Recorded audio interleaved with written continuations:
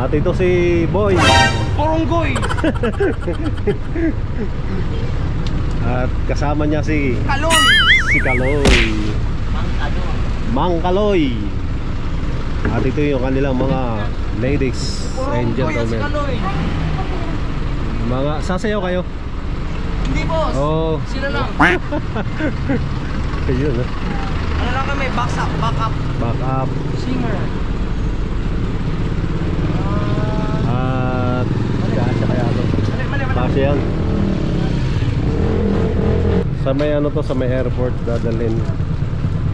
At tingnan natin kung hindi na natin ito masasabayan kasi ang dami. So sige po. At alalayan ko sila karga. Ang dami nila yun. Alright.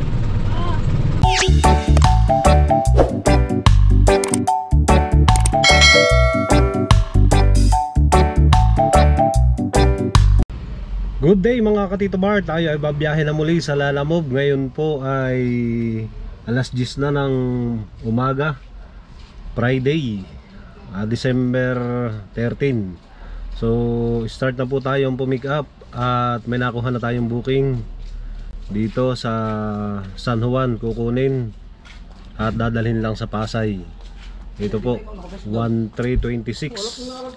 Tingnan po natin, mga gamit daw sa hotel yung dadalhin ko.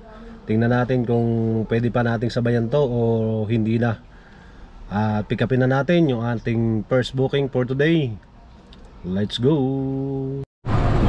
At nandito na po tayo sa first pick up. Ito yung mga ikakarga nila. May event sila sa Sheraton Hotel. Yes. Ito.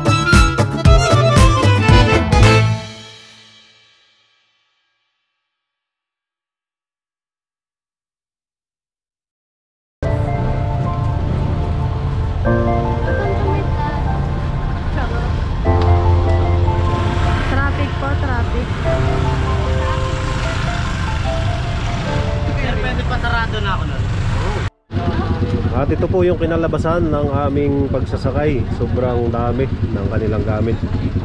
At mag-i-event sila. Doon na lang kami magkita-kita. Alright, deliver ko na to. Let's go! Let's go!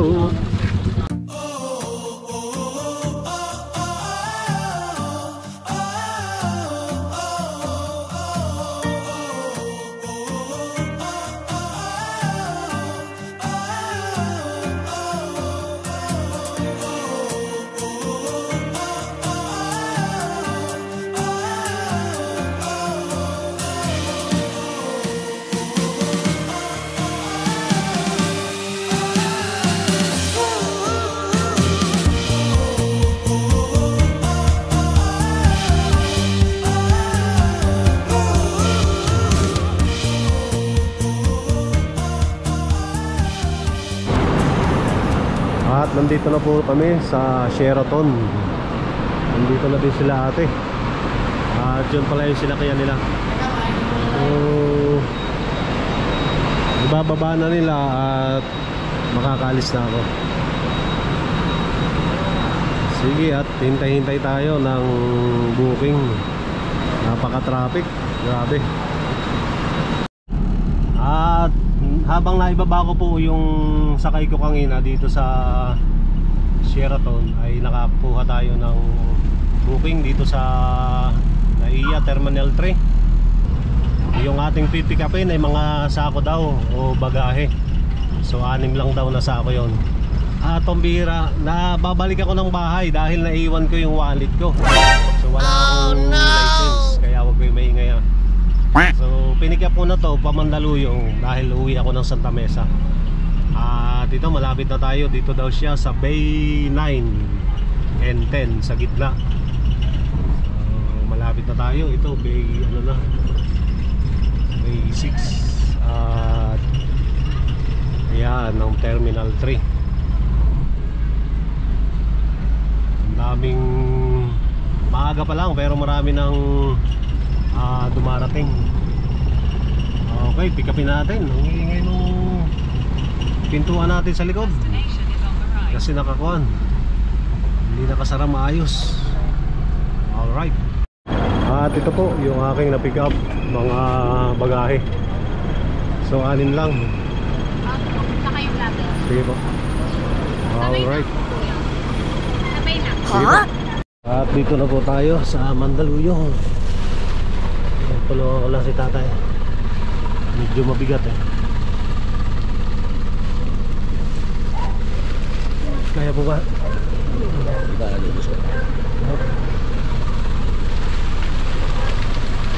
Maganda dito at pagka baba nung bagahe dito mismo sa kanilang gate.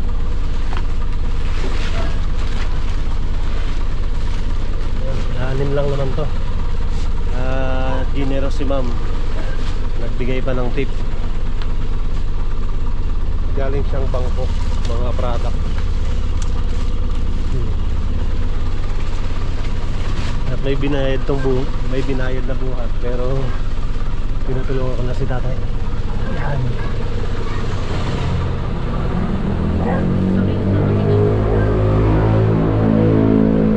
Isa na lang.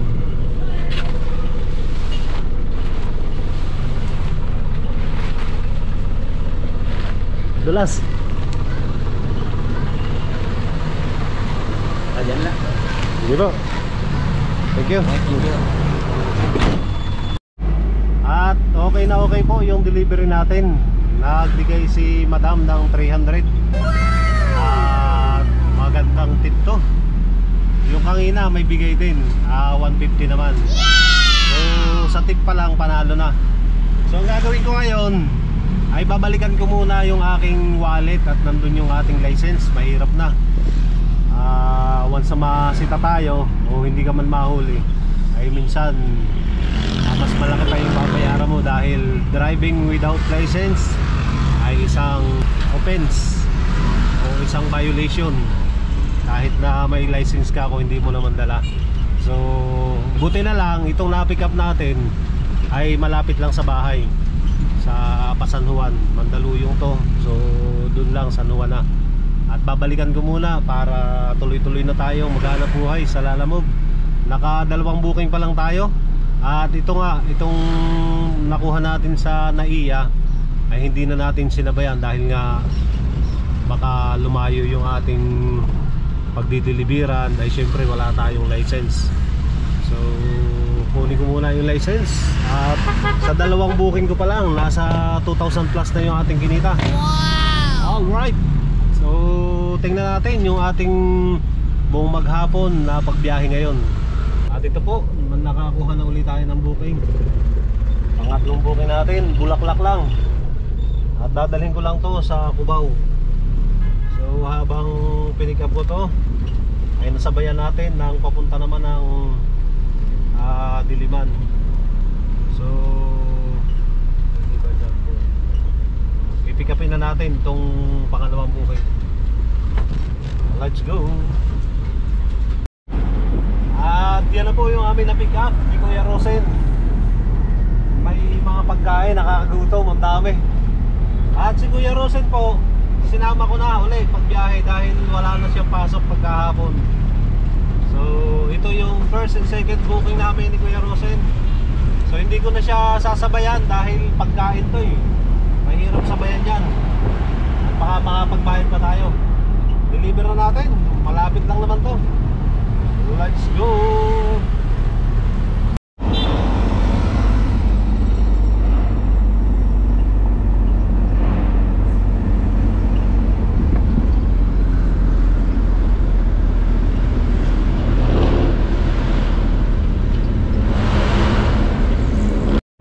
Ikaw talaga, sarap din ganyan.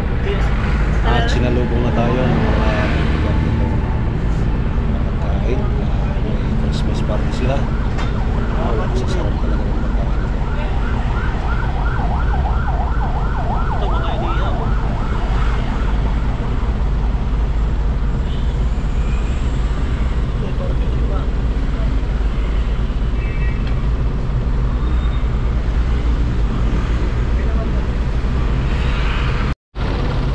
Grabe, ito pala yung pambutas ng kalsada.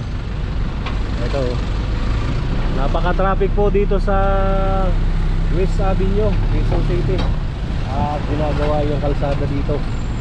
Ginagawa ang Skyway. Skyway ito o MRT din. So, kaya punong-puno ang kalsada dito, kabilaan. Oh, kahit saan tayo kahit saan tayo pumasok, sobrang traffic. At paano ko masasabayan to? Eh, kulit ng kulit tong ano. Nasa na daw. Kanina pa nga sinabi kong traffic. Dito po namin dinala yung bulaklak sa ilalim nun. At yung 966 ay ginawa ng 1,000. Alright, at may nakuha na ulit tayong booking. Papunta naman ng Baclaran. So, yung papuntang Baclaran ay ang laki ng ano, ang laki ng booking niya, 1,523. At yung high demand niya dito ay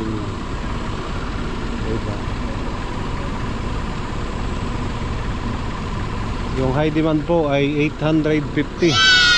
So pick upin na natin mga styro daw.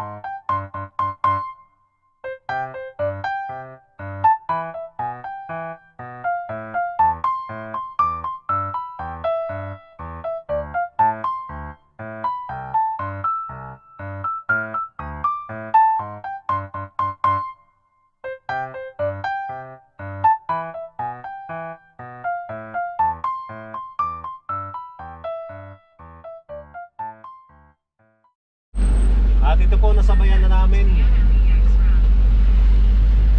At yan po, na-pick up na namin ni Kuya Rosen yung 7 sako na napakalalaking sako pala. Itong eco bag. At buti na lang, nagkasya kay Cimarron. Yung mga styro, binalagbag ko. At tinasan ko ng konti, tapos yun, nagkasya naman. So, di-deliver na natin, parehas pa kanya ito. At ang una natin di-deliver itong Baclaran. Alright.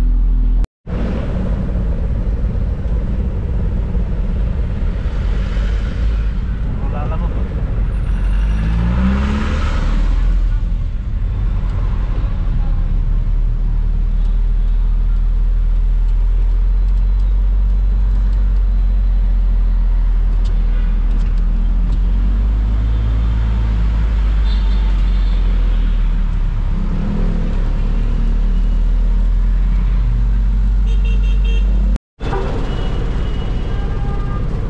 At nandito na po kami sa Baclaran.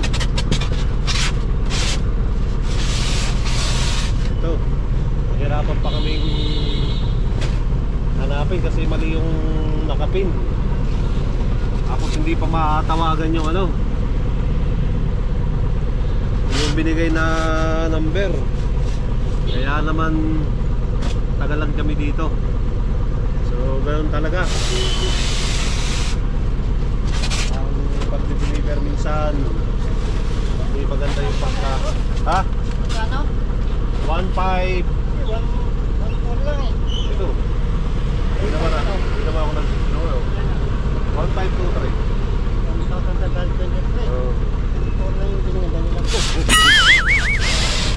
Binihin ka pa, no?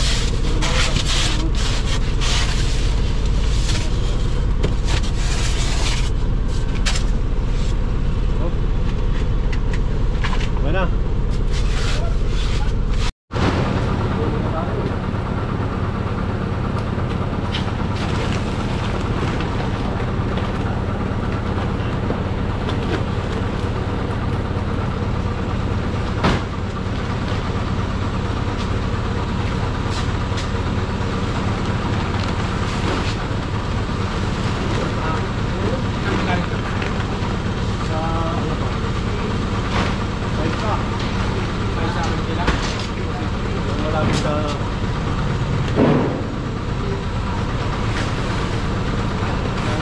Fixation na eh.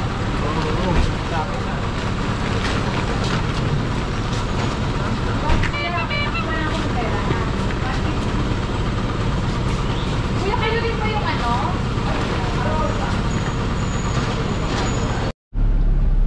At yan po, may nakuha na uli kami yung booking ni Kuya Rosen.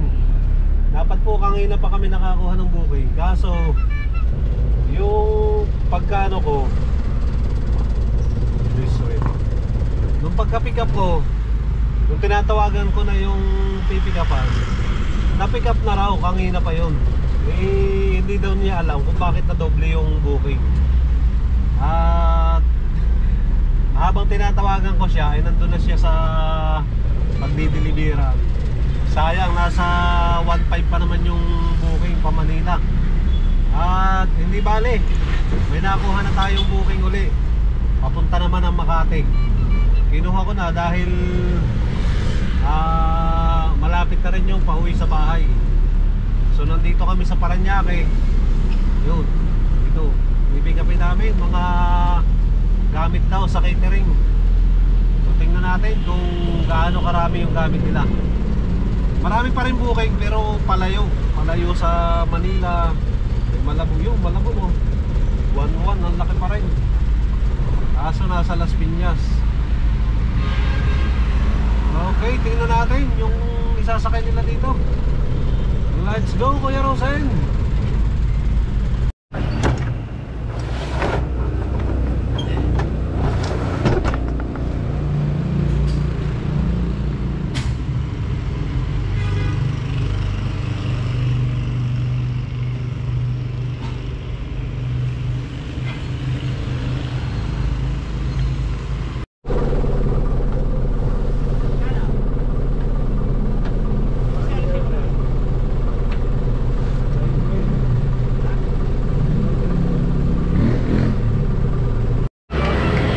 Diyan po, naibaba na nila yung mga gamit. Okay kuya, thank you. Uwi na kami. At napakarami pa pong booking. So ngayon yata 24 hours tong lalamog. Ito, nakikita natin na sobrang dami. Parang umaga pa rin. Oh, grabe. May 2,000 oh. Balayan, Batangas, Bulinaw. Ang bihira, saan yung Bulinaw? Tingnan lang natin. Bulinaw 5,000.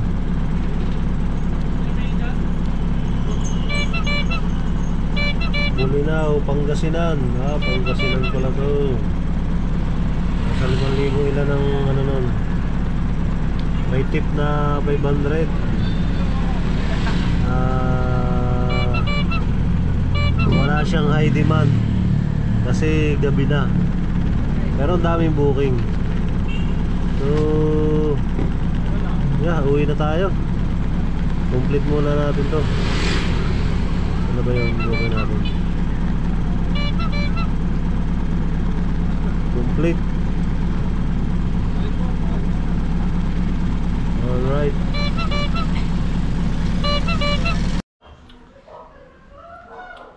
At dyan po kami nakauwi na ng bahay ni Kuya Rosen. Kami po ay naka 7 booking sa buong maghapon. At napakaganda ng biyahe natin. Meron pa tayong mga natapos na mission at kumita tayo sa mission na yan ng 400 plus may mga tip din po tayong natanggap dyan. Halos sa 600 yung tippings na natanggap natin at magaganda yung ating naging customer sa buong maghapong ito. Kaya ang binawas lang po namin dyan ay 1,000 for diesel at nagmerienda lang kami ng nabawas namin dyan ay nasa 300. So malaki talaga yung kinikita pag December. So maraming salamat po sa patuloy na inyong panonood sa aking YouTube channel. At ingat po tayong lahat. God bless everyone. Bye-bye.